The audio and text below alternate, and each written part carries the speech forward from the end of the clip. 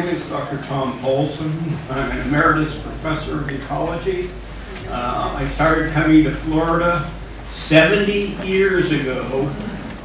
Went with my uncle fishing in the Thousand Islands, saw all the birds and whatnot, fancy, incredible stuff. And go back to Tom Lodge's recent book, where he has recollections of what it used to be like.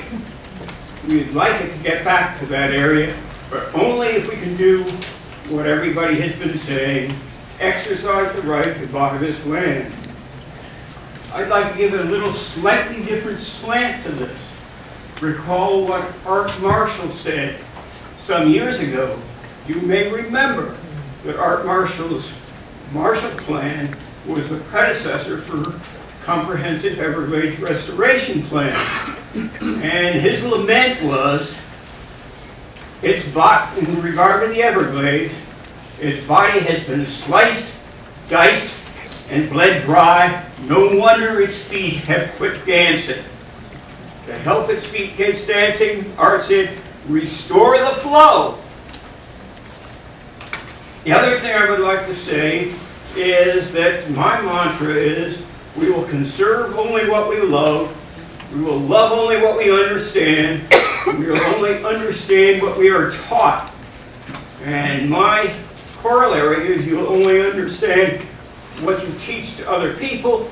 My approach is to get this message to kids, and I wish I could have had some of them come and speak to you. You should listen to them. You should listen to your grandchildren. You know, I get serious about this. Sometimes I get not so serious about it. And if that doesn't work, I say, I'll bust my ass to save the river of grass. Good morning, everyone. My name is Ellen Rappaport, and I'm from Boynton Beach.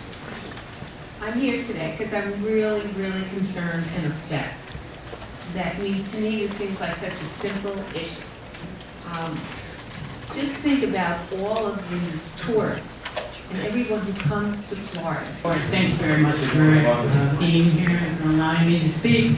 I had the good fortune of going to school and growing up on the Barrier Island outside Lee County. I was in Lee County, but I've watched the Caloosahatchee change how things happen all around it. I got to collect scallops when I was a little girl in Pine Island Sound. I don't think you can do that anymore.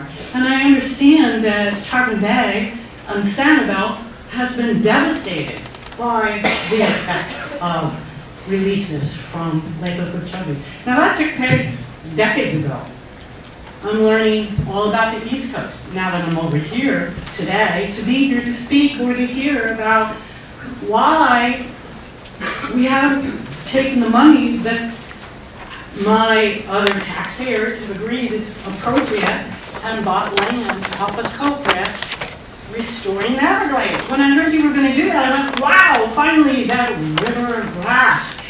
That is how we were designed to have water flow around here.